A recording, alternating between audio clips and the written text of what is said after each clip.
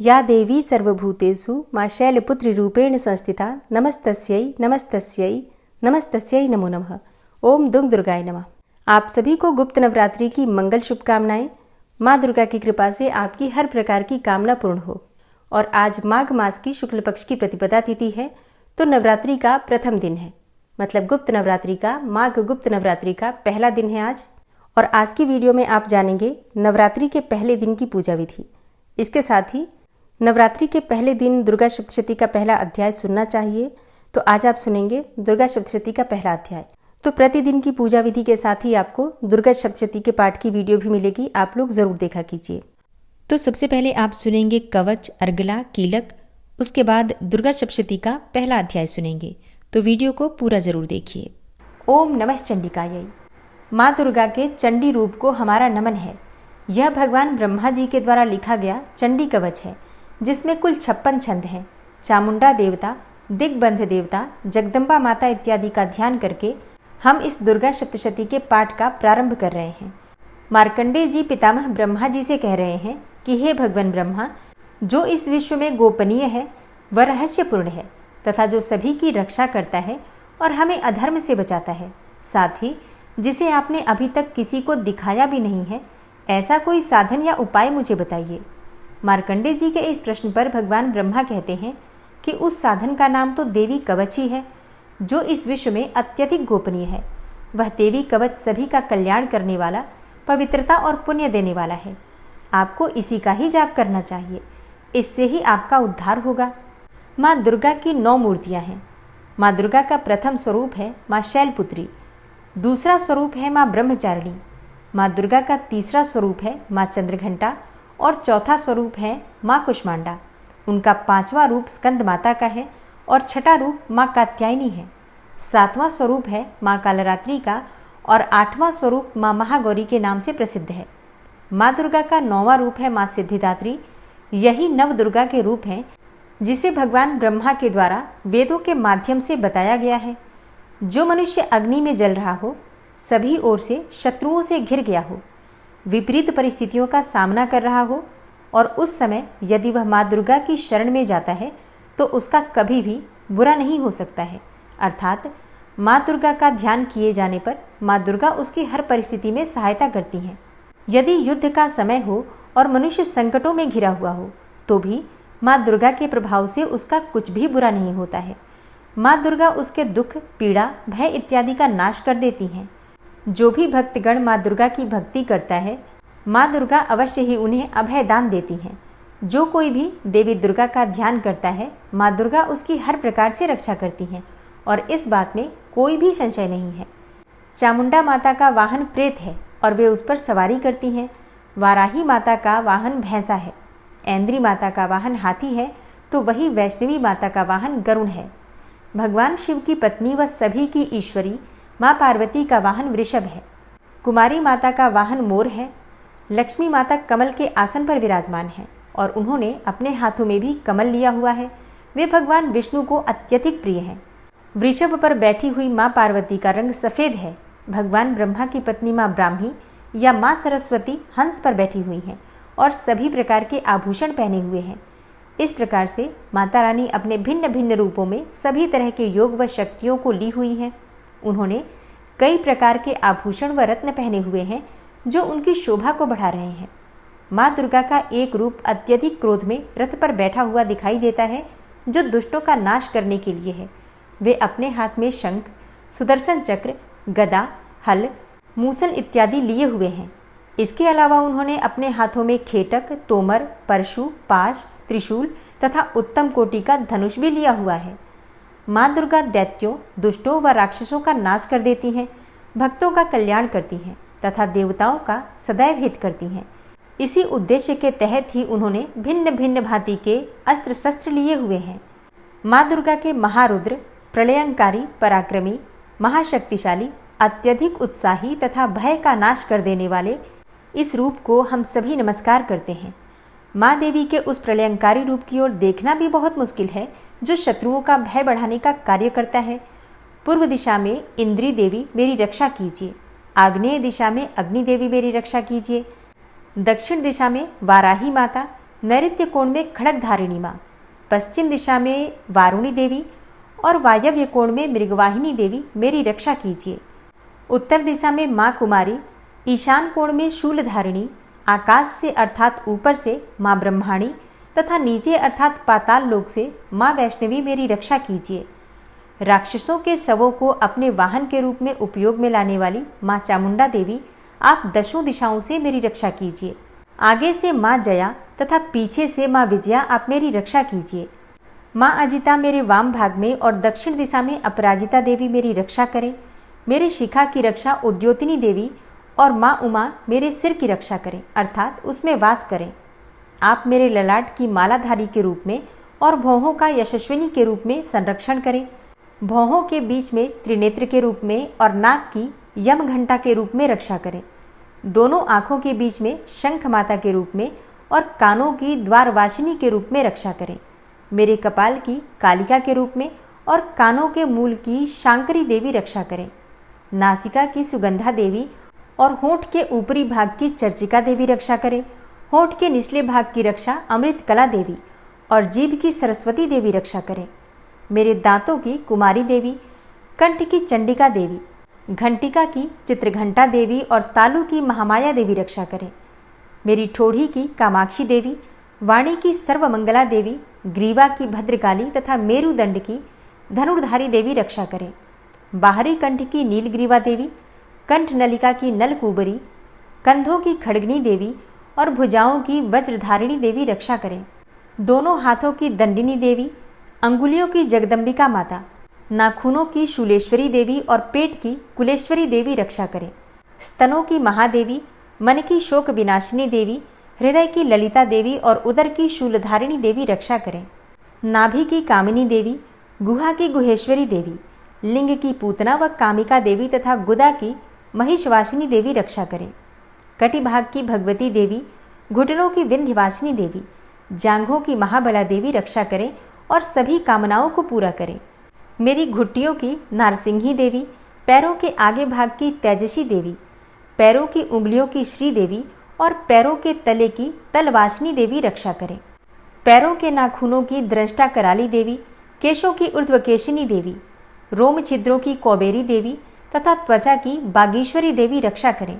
माँ पार्वती देवी मेरे रक्त, मांस, हड्डियों इत्यादि की रक्षा करें।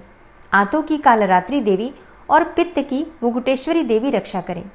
पद्म कोशों की माँ पद्मावती देवी, कफ की चूड़ामणि देवी, नाखूनों की धार की ज्वालामुखी देवी और शरीर की संधियों की अभेद्या देवी रक्षा करें। मेरे वीर्य की रक्षा माँ ब्रह्माणी देवी, छाया की छत्रेश्वरी देवी तथा धर्मधारिणी देवी मेरे अहंकार व मन और बुद्धि की रक्षा करें। हे माँ दुर्गा, आप मेरे प्राणों, व्यान, उदान की समान रूप से रक्षा करें। वज्रहस्ता देवी मेरे प्राणों की रक्षा करें और मेरा कल्याण करें। आप मेरी सभी इंद्रियों, रस, रूप, गंध, शब्द व स्पर्श में बसती हैं। हे नारायणी देवी, आप मेरे सत्वगुण, रजगुण व तमोगुण की रक्षा करें। मेरे आयु की वाराही देवी, वैष्णवी देवी धर्म की, यश व कीर्ति की लक्ष्मी देवी तथा धन व विद्या की चक्रिणी देवी रक्षा करें। इंद्रा देवी मेरे गोत्र की, चंडी देवी मेरे पशुओं की, महालक्ष्मी देवी मेरे पुत्रों की और भैरवी देवी मेरी पत्नी की रक्षा करें। मेरे पथ की सुपथा देवी और उस मार्ग की क्षेमकरी देवी, राजा के दरबार में महालक्ष्मी देवी तथा सभी जगह निवास करने वाली विजया देवी मेरे भय की रक्षा करें। हे माँ दुर्गा, जो भी स्थान या अंग इस देवी कवच में रह गया है और वह अभी भी रक्षा करने योग्य है, तो आप उसकी भी रक्षा कीजिए।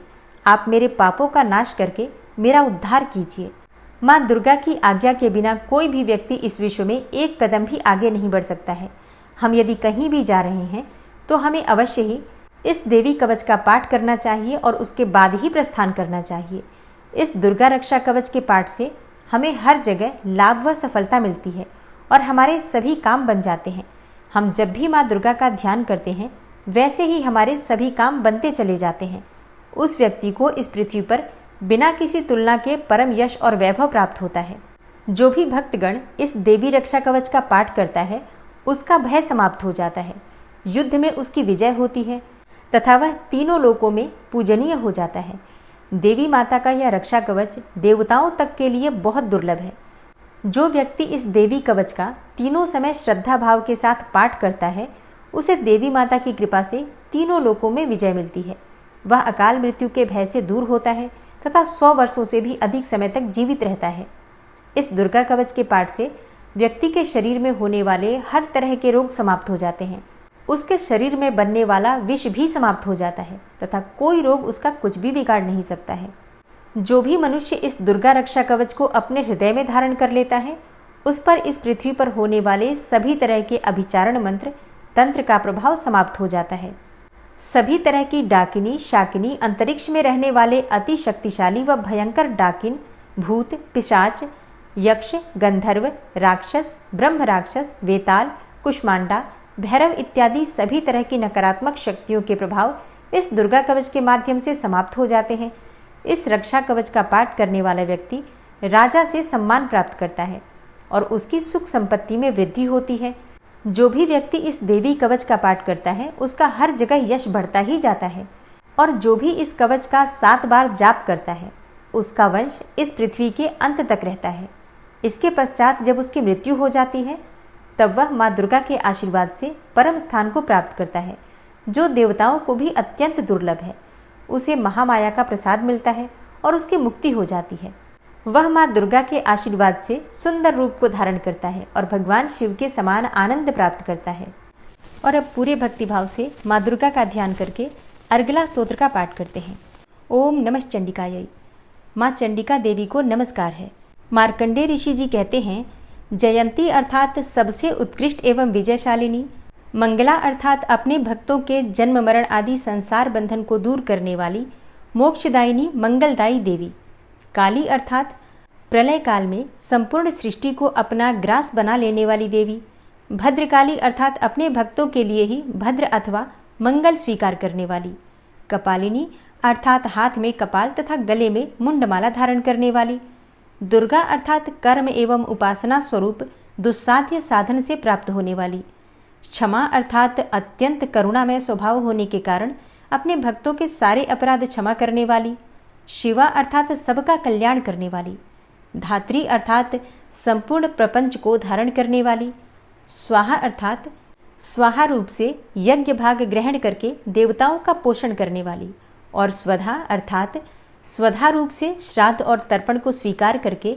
पितरों का पोषण करने वाली। इन नामों से प्रसिद्ध हे जगदम्बिके, तुम्हें मेरा नमस्कार है। हे देवी चामुंडे, तुम्हारी जय हो।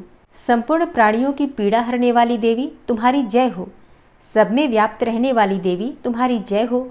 हे कालरात्रि, तुम्हें नमस्कार है। मधु और कैटब को मारने वाली तथा ब्रह्मा जी को वरदान देने वाली देवी, तुम्हें नमस्कार है। तुम मुझे रूप दो, जय दो, यश दो और काम क्रोध आदि शत्रुओं का नाश करो। महिषासुर का नाश करने वाली तथा भक्तों को सुख देने वाली हे देवी, तुम्हें नमस्कार है। तुम रूप दो, जय दो, यश दो और काम क्रोध आदि शत्रुओं का नाश करो। रक्त बीज का वध और चंडमुंड का विनाश करने वाली हे देवी, तुम रूप दो, जय दो, यश दो और काम क्रोध आदि शत्रुओं का नाश करो। शुंभ और निशुंभ तथा धूम्रलोचन का मर्दन करने वाली हे देवी, तुम रूप दो, जय दो, यश दो और काम क्रोध आदि शत्रुओं का नाश करो। सबके द्वारा वंदित युगल चरणों वाली तथा संपूर्ण सौभाग्य प्रदान करने वाली हे देवी, तुम रूप दो, जय दो, यश दो और काम क्रोध आदि शत्रुओं का नाश करो। हे देवी, तुम्हारे रूप और चरित्र अचिंत्य हैं। तुम समस्त शत्रुओं का विनाश करने वाली हो।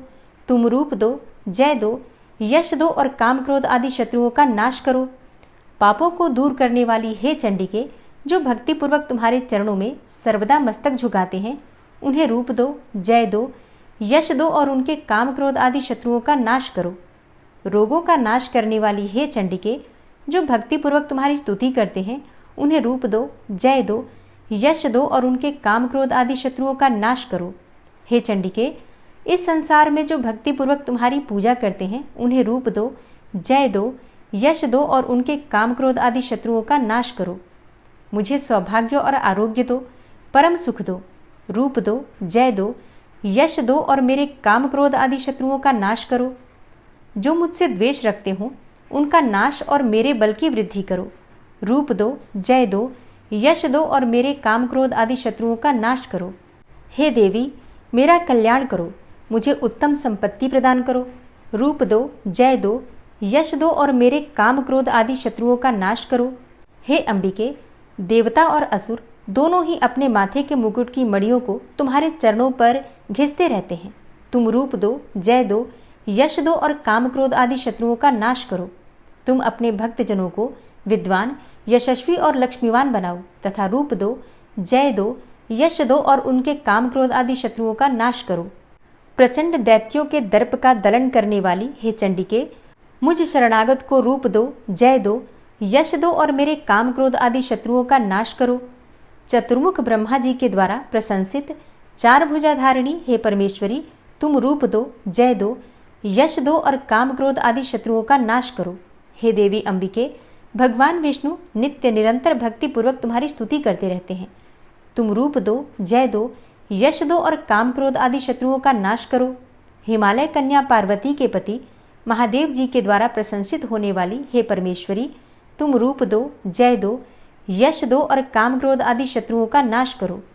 शचीपति इंद्र के द्वारा सद्भाव से पूजित होने वाली हे परमेश्वरी, तुम रूप दो, जय दो, यश दो और काम क्रोध आदि शत्रुओं का नाश करो।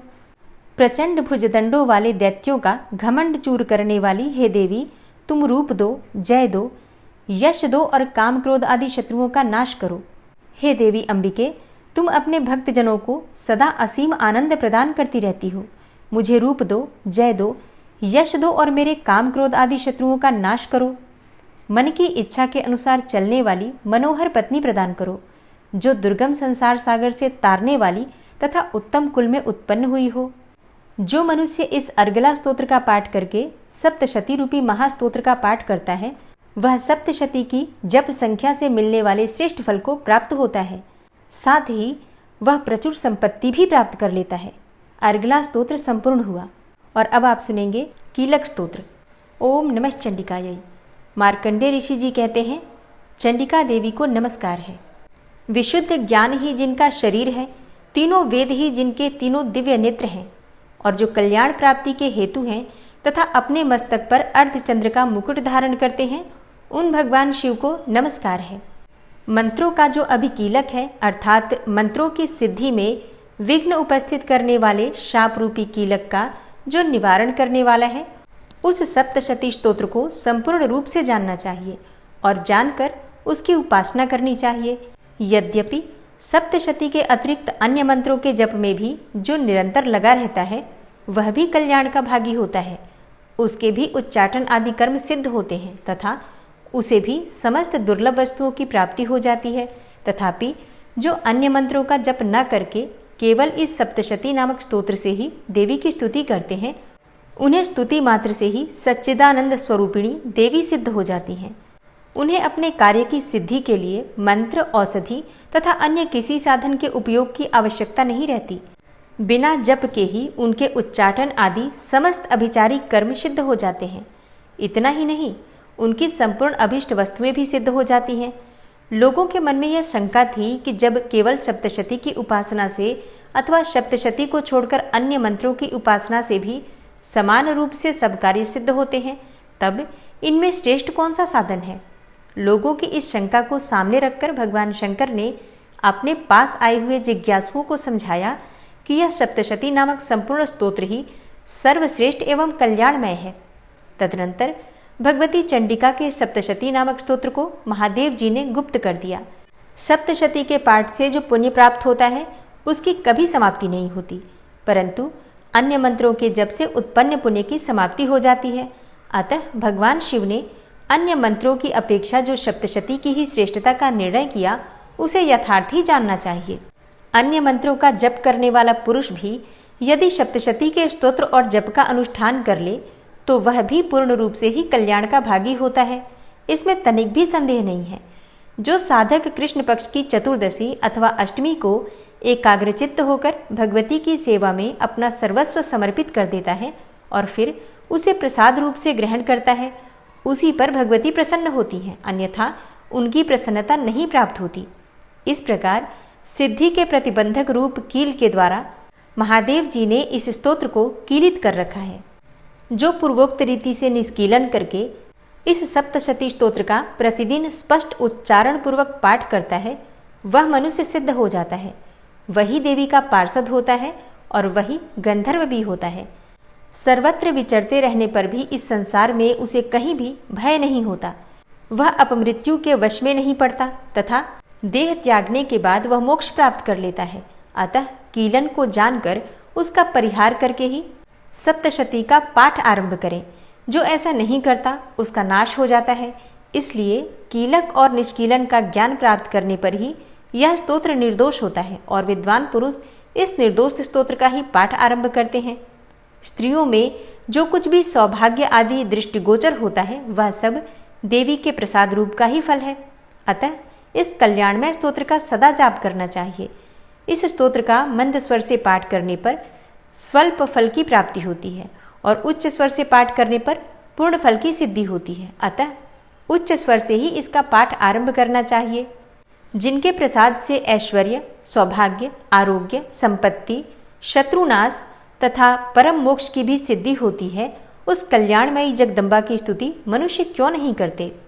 और अब माँ भगवती दुर्गा का मन में ध्यान करते हुए ओम नमः चंडिकायै नमः इस मंत्र का उच्चारण कीजिए और पूरे भक्तिभाव से दुर्गा सप्तशती के प्रथम अध्याय का श्रवण करते हैं। इस अध्याय में मेधा ऋषि ने राजा सुरथ और समाधि को भगवती की महिमा बताते हुए मधुकैटभ के वध का वर्णन किया है। ओम नमः चंडिकायै। मार्कंडेय जी बोले, सूर्य के पुत्र सावरणी जो 8वें मनु कहे जाते हैं, उनकी उत्पत्ति की कथा विस्तार पूर्वक कहता हूँ, आप सब ध्यान पूर्वक सुने। सूर्य कुमार महाभाग सावरणी भगवती महामाया के अनुग्रह से जिस प्रकार मनवंतर के स्वामी हुए वही प्रसंग सुनाता हूँ। पूर्व काल की बात है। स्वारोचिस मनवंतर में सुरथ नाम के एक राजा थे जो चैत्र वंश में उत्पन्न हुए थे। वे प्रजा का अपने औरस पुत्रों की भांति धर्मपूर्वक पालन करते थे। तो भी उस समय कोला विध्वंसी नाम के क्षत्रिय उनके शत्रु हो गए। राजा सुरथ की दंड नीति बड़ी प्रबल थी। उनका शत्रुओं के साथ संग्राम हुआ। यद्यपि कोला विध्वंसी संख्या में कम थे तो भी राजा सुरथ युद्ध में उनसे परास्त हो गए। तब वे युद्ध भूमि से अपने नगर को लौट आए और केवल अपने देश के राजा होकर रहने लगे। समूची पृथ्वी से अब उनका अधिकार जाता रहा, किंतु वहां भी उन प्रबल शत्रुओं ने उस समय महाभाग राजा सुरथ पर आक्रमण कर दिया। राजा का बल क्षीण हो चला था, इसलिए उनके दुष्ट, बलवान एवं दुरात्मा मंत्रियों ने वहां उनकी राजधानी में भी राजकीय सेना और खजाने को हथिया लिया। सुरथ का प्रभुत्व नष्ट हो चुका था, इसलिए वे शिकार खेलने के बहाने घोड़े पर सवार हो वहां से अकेले ही एक घने जंगल में चले गए। वहां उन्होंने विप्रवर मेधा मुनि का आश्रम देखा, जहां कितने ही हिंसक जीव अपनी स्वाभाविक हिंसा वृत्ति को छोड़कर परम शांत भाव से रहते थे। मुनि के बहुत से शिष्य उस वन की शोभा बढ़ा रहे थे। वहां जाने पर मुनि ने उनका सत्कार किया और वे उन मुनि श्रेष्ठ के आश्रम पर इधर उधर विचरते हुए कुछ काल तक रहे। फिर ममता से आकृष्ट चित्त होकर वहां इस प्रकार चिंता करने लगे, पूर्व काल में मेरे पूर्वजों ने जिसका पालन किया था वही नगर आज मुझसे रहित है। पता नहीं मेरे दुराचारी भृत्यगण उसकी धर्मपूर्वक रक्षा करते हैं या नहीं। जो सदा मद की वर्षा करने वाला और शूरवीर था, वह मेरा प्रधान हाथी अब शत्रुओं के अधीन होकर न जाने किन भोगों को भोगता होगा। जो लोग मेरी कृपा, धन और भोजन पाने से सदा मेरे पीछे पीछे चलते थे, वे निश्चय ही अब दूसरे राजाओं का अनुसरण करते होंगे। उन अपव्ययी लोगों के द्वारा सदा खर्च होते रहने के कारण अत्यंत कष्ट से जमा किया हुआ मेरा वह खजाना खाली हो जाएगा। ये तथा और भी कई बातें राजा सुरथ निरंतर सोचते रहते थे। एक दिन उन्होंने वहां विप्रवर मेधा के आश्रम के निकट एक वैश्य को देखा और उससे पूछा, भाई तुम कौन हो? यहाँ तुम्हारे आने का कारण क्या है? तुम क्यों शोकग्रस्त और अनमने से दिखाई देते हो? राजा सुरथ का यह प्रेम पूर्वक कहा हुआ वचन सुनकर वैश्य ने विनीत भाव से उन्हें प्रणाम करके कहा। वैश्य बोला, हे राजन, मैं धनियों के कुल में उत्पन्न एक वैश्य हूँ। मेरा नाम समाधि है। मेरे दुष्ट स्त्री और पुरुषों ने धन के लोभ से मुझे घर से बाहर निकाल दिया है। मैं इस समय धन, स्त्री और पुत्रों से वंचित हूँ। मेरे विश्वसनीय बंधुओं ने मेरा ही धन लेकर मुझे दूर कर दिया है, इसलिए दुखी होकर मैं वन में चला आया हूँ। यहाँ रहकर मैं इस बात को नहीं जानता कि मेरे पुत्रों की, स्त्री की और स्वजनों की कुशल है या नहीं।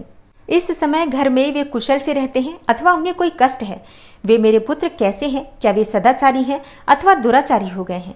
राजा ने पूछा, जिन लोभी स्त्री पुत्र आदि ने धन के कारण तुम्हें घर से निकाल दिया, उनके प्रति तुम्हारे चित्त में इतना स्नेह का बंधन क्यों है? वैश्य बोला, आप मेरे विषय में जैसी बात कहते हैं वह सब ठीक है, किंतु क्या करूं? मेरा मन निष्ठुरता नहीं धारण करता।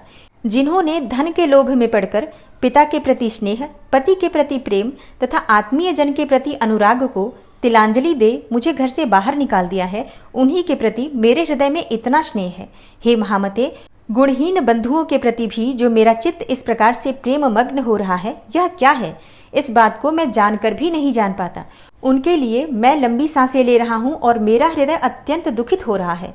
उन लोगों में प्रेम का सर्वथा अभाव है, तो भी उनके प्रति जो मेरा मन निष्ठुर नहीं हो पाता, उसके लिए क्या करूं? मार्कंडेय जी कहते हैं, हे ब्रह्मन, तदनंतर राजाओं में श्रेष्ठ सुरथ और वह समाधि नामक वैश्य दोनों साथ साथ मेधा मुनि की सेवा में उपस्थित हुए और उनके साथ यथा योग्य न्यायानुकूल विनयपूर्ण बर्ताव करके बैठे। तत्पश्चात वैश्य और राजा ने कुछ वार्तालाप आरंभ किया। राजा ने कहा, हे भगवान, मैं आपसे एक बात पूछना चाहता हूँ, उसे बताइए। मेरा चित्त अपने अधीन न होने के कारण वह बात मेरे मन को बहुत अधिक दुख देती है। जो राज्य मेरे हाथ से चला गया है, उसमें और उसके संपूर्ण अंगों में मेरी ममता बनी हुई है। हे मुनिश्रेष्ठ, यह जानते हुए भी कि अब वह मेरा नहीं है, अज्ञानी की भांति मुझे उसके लिए दुख क्यों होता है? यह क्या है? इधर यह वैश्य भी घर से अपमानित होकर आया है। इसके पुत्र, स्त्री और भृत्यों ने इसे छोड़ दिया है। स्वजनों ने भी इसका परित्याग कर दिया है, तो भी वह उनके प्रति अत्यंत हार्दिक स्नेह रखता है। इस प्रकार यह तथा मैं दोनों ही बहुत दुखी हैं। जिसमें प्रत्यक्ष दोष देखा गया है, उस विषय के लिए भी हमारे मन में ममता जनित आकर्षण पैदा हो रहा है। हे महाभाग, हम दोनों समझदार हैं, तो भी हम में जो मोह पैदा हुआ है, यह क्या है? विवेक शून्य पुरुष की भांति मुझमें और इसमें भी यह मूढ़ता प्रत्यक्ष दिखाई देती है। तब ऋषि बोले, हे महाभाग, विषय मार्ग का ज्ञान सब जीवों को है। इसी प्रकार विषय भी सबके लिए अलग अलग है। कुछ प्राणी दिन में नहीं देखते और दूसरे रात में ही नहीं देखते, तथा कुछ जीव ऐसे हैं जो दिन और रात्रि में भी बराबर ही देखते हैं। यह ठीक है कि मनुष्य समझदार होते हैं, किंतु केवल वे ही ऐसे नहीं होते। पशु, पक्षी और मृग आदि सभी प्राणी समझदार होते हैं। मनुष्यों की समझ भी वैसी ही होती है जैसी उन मृग और पक्षियों की होती है, तथा जैसी मनुष्यों की होती है वैसी ही मृग, पक्षी आदि की भी होती है। यह तथा अन्य बातें भी प्रायः दोनों में ही समान है। समझ होने पर भी इन पक्षियों को तो देखो, ये स्वयं भूख से पीड़ित होते हुए भी मोहवश बच्चों की चोंच में कितने चाव से अन्न के दाने डाल रहे हैं। हे नरश्रेष्ठ, क्या तुम नहीं देखते कि ये मनुष्य समझदार होते हुए भी लोभवश अपने किए हुए उपकार का बदला पाने के लिए पुत्रों की अभिलाषा करते हैं?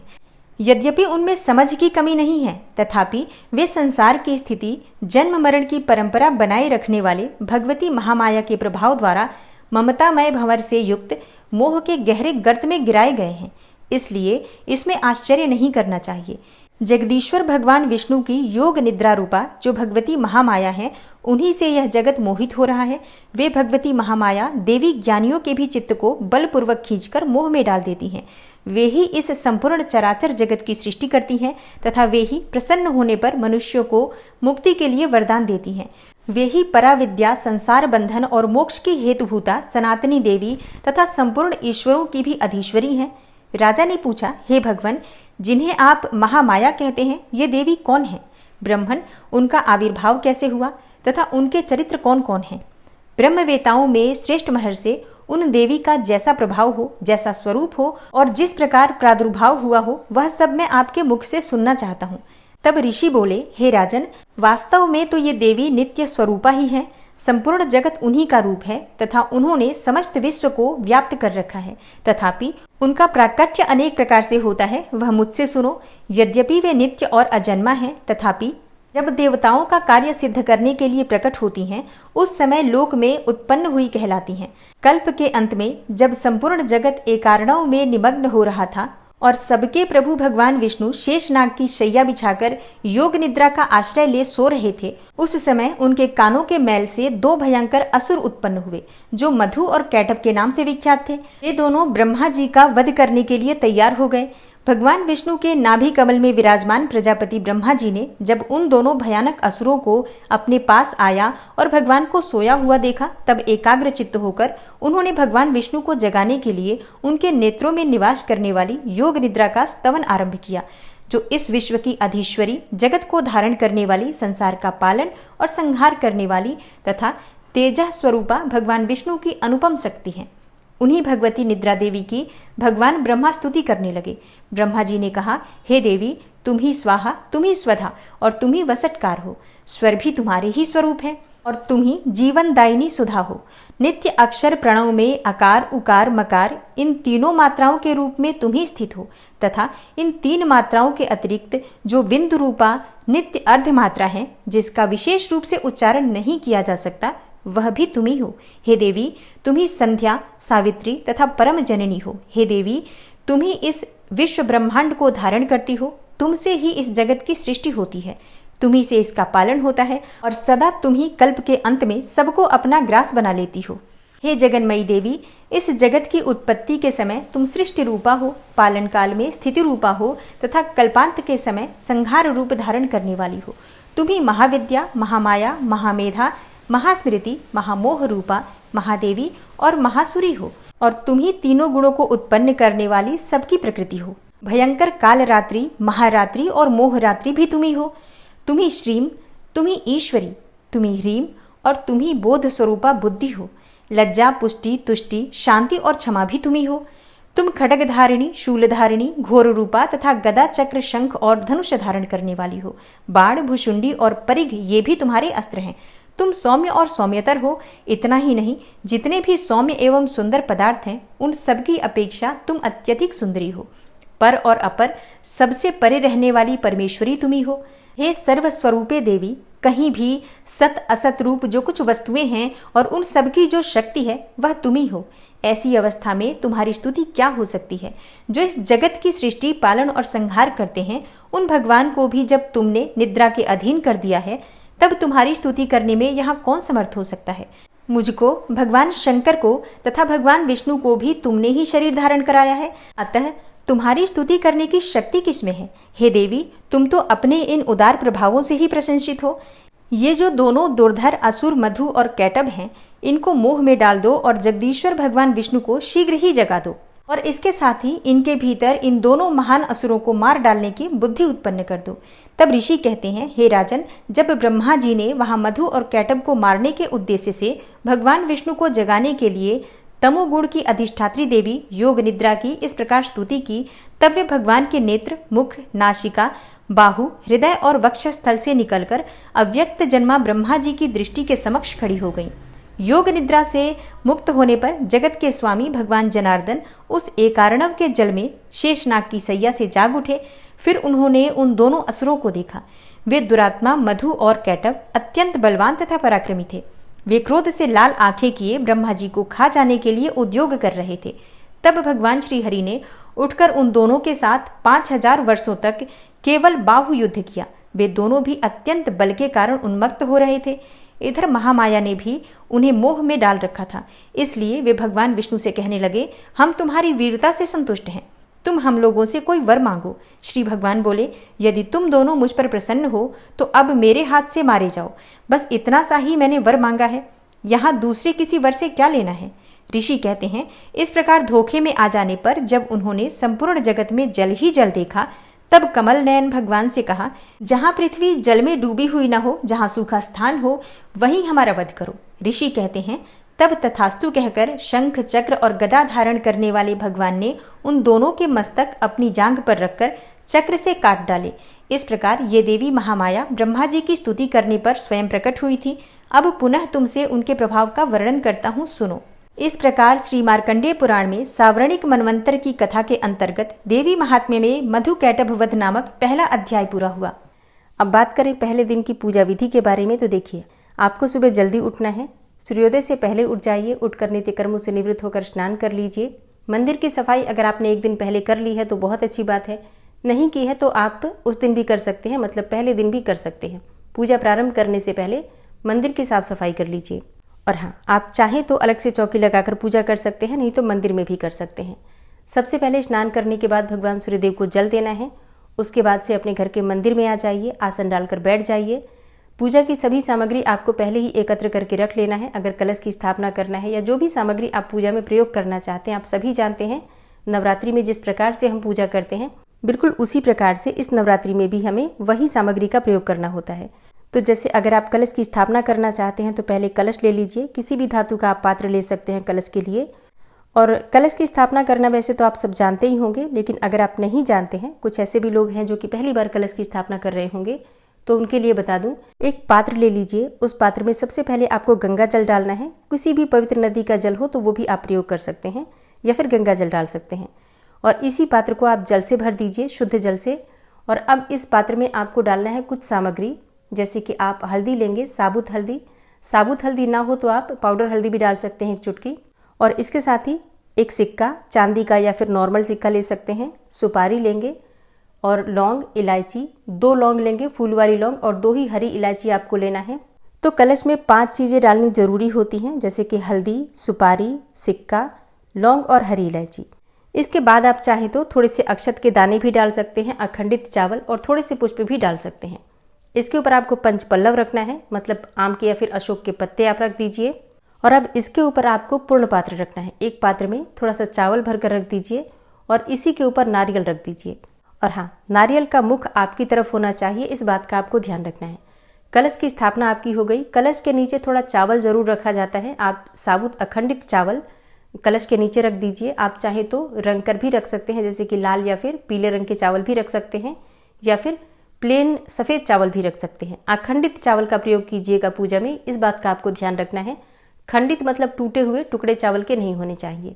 अब शुद्ध घी का दीपक जलाकर कलश की पूजा कर लीजिए। भगवान गणेश की पूजा कर लीजिए, क्योंकि गणपति प्रथम पूज्य होते हैं, उनकी पूजा सबसे पहले की जाती है।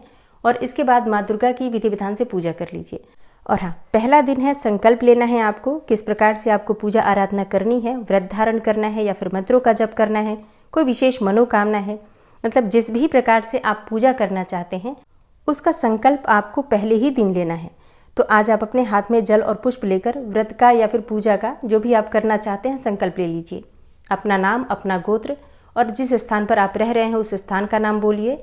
उसके बाद माता के सामने आप संकल्प लेंगे कि आप किस प्रकार से, मतलब मंत्र जप करना चाहते हैं या फिर व्रत करना चाहते हैं, और किसी मनोकामना से अगर आप मंत्र जप करना चाहते हैं, कौन से मंत्र का जप करना चाहते हैं, सब चीज़ें विधि पूर्वक माँ को बताई जाती हैं। और फिर माँ से प्रार्थना की जाती है कि हे माँ दुर्गा, आप हमारी मदद कीजिए कि हम इस व्रत को या फिर मंत्र को जो हम जपना चाहते हैं, जो भी हम पूजा पाठ करना चाहते हैं, वो हम निर्विघ्न रूप से पूरे 9 दिन तक कर पाएँ।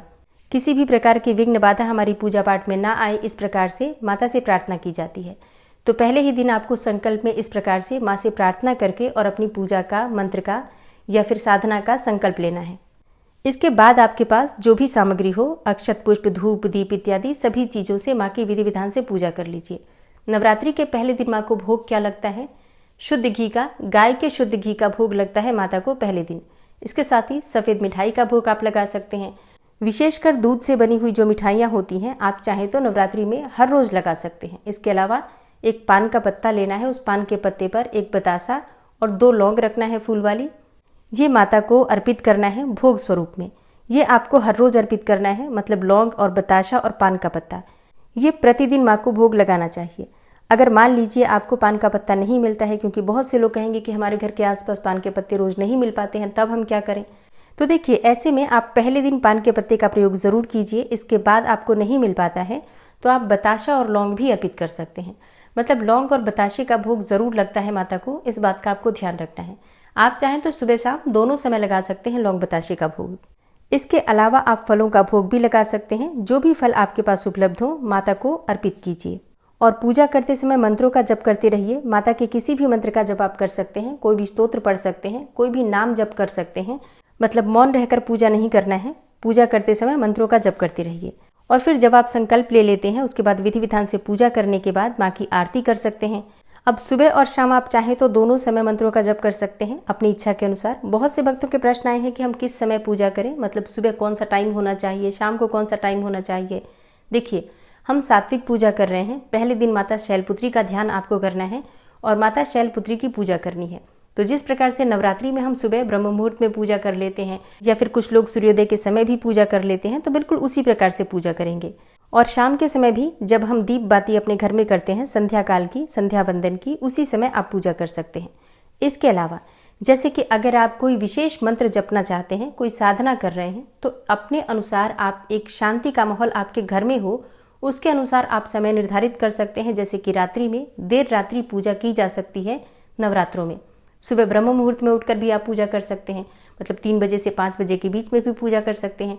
तो ये जो विशेष साधक होते हैं जो कि बहुत अधिक संख्या में मंत्रों का जप करते हैं, कोई विशेष मनोकामना के निमित्त वो अधिक संख्या में मंत्र जप करते हैं, तो ऐसे में साधना के लिए रात्रि काल का समय बहुत महत्वपूर्ण होता है। तो अब ये आपको देखना होगा कि आप किस प्रकार की पूजा कर रहे हैं। सिर्फ अगर दीप बाती ही कर रहे हैं आप, मतलब संध्या वंदन पूजा ही कर रहे हैं, तब तो आप सुबह शाम कर लेंगे। लेकिन अगर आप कोई विशेष साधना कर रहे हैं, अधिक संख्या में मंत्रों का जप कर रहे हैं, कोई सिद्धि चाहते हैं, तो ऐसे में आप रात्रि का समय चुनिए। मतलब जब आपके घर में शांत माहौल हो, चाहे ब्रह्म मुहूर्त का या फिर रात्रि का समय, जो आपके लिए अनुकूल हो उसके अनुसार आप समय निर्धारित कर सकते हैं। तो पूजा का समय आप अपने अनुसार देख सकते हैं, लेकिन इतना ध्यान ज़रूर रखिए, शाम के समय संध्या काल में आपके घर में माता की आरती पूजा होनी चाहिए। सुबह के समय जब सूर्योदय का समय होता है, उस समय आपके घर में माता की आरती पूजा भोग इत्यादि होना चाहिए। सुबह शाम दोनों समय भोग लगेगा, इस बात का आपको ध्यान रखना है। भोग अपनी इच्छा के अनुसार आप किसी भी चीज़ का लगा सकते हैं। वैसे हर रोज़ की पूजा विधि में जो प्रतिदिन का माता का भोग होता है वो मैं प्रतिदिन आपको बता दूंगी, लेकिन अगर आपके पास ये चीज़ें ना हो तो जो आपके पास उपलब्ध हो उसी का भोग आप लगा सकते हैं, मतलब गुड़, शक्कर, मिश्री, बतासा, जो भी आपके पास हो। और अगर संभव हो तो पूरी नवरात्रि में माता को लाल गुड़हल के पुष्प अवश्य अर्पित कीजिए। गुड़हल के पुष्प ना हो तो गुलाब के पुष्प भी अर्पित कर सकते हैं। फूलों से, विशेषकर लाल फूलों से माँ की पूजा करने का अधिक महत्व माना गया है। तो अगर उपलब्ध हो तो ज़रूर अर्पित कीजिए, नहीं तो जो भी फूल आपके पास उपलब्ध हो उसी से पूजा कर सकते हैं। एक और चीज़ का आपको ध्यान रखना है, गुप्त नवरात्रि हो या कोई भी नवरात्रि हो, गृहस्थ जनों को हमेशा शुभ रंगों के वस्त्र धारण करके ही माँ की पूजा आराधना करनी चाहिए। भूल से भी इस नवरात्रि में आपको काले रंग के या गहरे नीले रंग के कपड़े प्रयोग नहीं करने हैं, उन्हें धारण करके पूजा नहीं करना। इसके अलावा कोई भी लाल, पीले, हरे, गुलाबी जो भी आपके पास वस्त्र हो उन्हें धारण कर सकते हैं। तो नवरात्रि के पहले दिन विधि विधान से माँ दुर्गा की पूजा आराधना कीजिए, मंत्रों का जप कीजिए। पहले दिन माँ शैलपुत्री की पूजा की जाती है और माँ शैलपुत्री का मंत्र है ओम शैलपुत्री देव्यै नमः, और माँ शैलपुत्री का बीज मंत्र है ह्रीम शिवायै नमः। और अब आप सुनेंगे माँ दुर्गा की आरती। ओम जय अम्बे गौरी मैया, जय श्यामा गौरी मैया जी को निश दिन ध्यावत, तुमको निश दिन ध्यावत, हरि ब्रह्मा शिवरी ओम जय अम्बे गौरी। मांग सिंदूर बिराजत, टीको मृग मद को, उज्ज्वल से दो नैना, चंद्र बदन नीको ओम जय अम्बे गौरी। कनक समान कलेवर, रक्तांबर राजे, रक्त पुष्प गले माला, कंठन पर साजे ओम जय अम्बे गौरी। के हरि वाहन राजत, खड्ग खपर धारी, सुर नर मुनि जन सेवत, तिनके दुख हारी ओम जय अम्बे गौरी।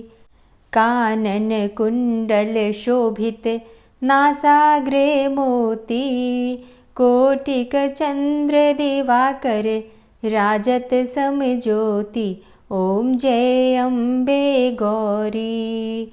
शुंभ निशुंभ विडारे, महिषासुर घाती, धूम्र विलोचन नैना, निशिदिन मदमाती ओम जय अम्बे गौरी। 64 योगिनी मंगल गावे, नृत्य करत भैरो मैया, नृत्य करत भैरो, बाजत ताल मृदंगा, अरु बाजत डमरू ओम जय अम्बे गौरी। भुजाचार अति शोभित, खड्ग खपर धारी, मन वांछित फल पावत, सेवत नर नारी ओम जय अम्बे गौरी।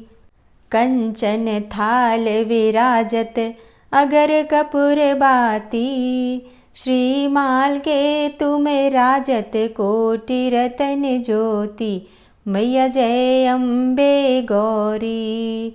श्री अम्बे जी की आरती जो कोई नर गावे, कहत शिवानंद स्वामी भजत हरि हर स्वामी मनवांछित फल पावे। ओम जय अम्बे गौरी। जय अम्बे गौरी मैया जय श्यामा गौरी। मैया जी को निश दिन ध्यावत, तुमको निश दिन ध्यावत, हरि ब्रह्मा शिवरी। ओम जय अम्बे गौरी। ओम जय अम्बे गौरी। मैया जय श्यामा गौरी।